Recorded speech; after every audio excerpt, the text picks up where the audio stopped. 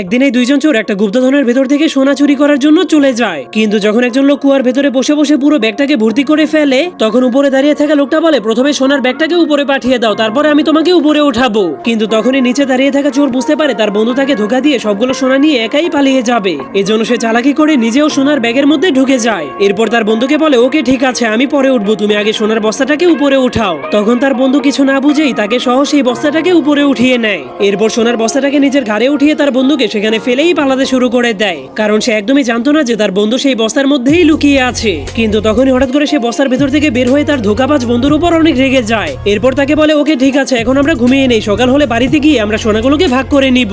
যা শোনার পর সেই ধোকাবাজ লোকটা মনে করে তার বন্ধু তাকে মাফ করে দিয়েছে, কিন্তু সেই সবুজ কাপড়ওয়ালা লোকটা শুধু তার ঘুমানোর অপেক্ষা করছিল, যাতে করে সেই ধোকাবাজ লোকটা ঘুমালেই সে চুপচাপ সবগুলো সোনা নিয়ে পালিয়ে যেতে পারে। কিন্তু তখন সেই ধোকাবাজ লোকটা ঘুম থেকে ওঠার পর তার বন্ধুর উপর অনেক রেগে একটা গাছের ডালকে ভেঙে নেয়। এরপর তার প্যান্টের ভেতর থেকে একটা সুতা বের করে সেই লাঠিটাকে একটা চাবুকের মতো বানিয়ে নেয়। তখন সে গরুর আওয়াজের নকল করতে করতে তার সেই বন্ধুকে খুঁজে বের করে ফেলে। এরপর তাকে বলে, আমরা চাইলেও কখনোই কাউকে ধোকা দিতে পারবো না, কারণ আমরা অনেক ভালো বন্ধু। তাহলে চলো আমরা এখন একটু আরাম করে বাড়িতে গিয়ে সোনাগুলোকে ভাগাভাগি করে নিব।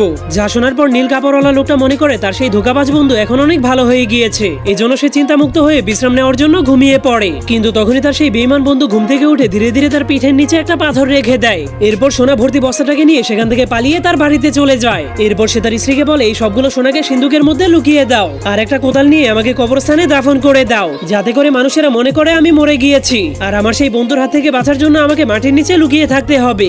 এরপর তার স্ত্রী তার উপরে মাটির পাতলা একটা পর্দা দিয়ে তাকে কবর দিয়ে বাড়িতে চলে যায়। তখন সে দুইটা মোমবাতি জ্বালিয়ে তার স্বামীর জন্য অনেক জোরে জোরে কান্না শুরু করে দেয়। ঠিক তখনই সেই সবুজ কাপড়ওয়ালা লোকটা ঘুম থেকে জেগে যায়। তখন সে দেখতে পায় তার পিঠের নিচে শুধু একটা পাথরই পড়ে আছে। এরপর সে জলদি করে তার বন্ধুর বাড়িতে যাওয়ার পর তার বন্ধুর কবরের কাছে চলে যায়, কিন্তু সে সেখানে যাওয়ার পর একটা মহিষের মতো মাটি খোঁড়ার অভিনয় করতে শুরু করে দেয়। যা শোনার পর সেই মাটির নিচে লোকটা মনে করছিল কোনো সত্যিকারের মহিষ তার কবরটাকে খুঁড়ে ফেলছে। এই জন্য সে অনেক ভয় পেয়ে মহিষটাকে চিল্লাতে চিল্লাতে বলতে শুরু করে, তুমি এখান থেকে চলে যাও, না হলে আমার বন্ধু আমাকে খুঁজে বের করে ফেলবে।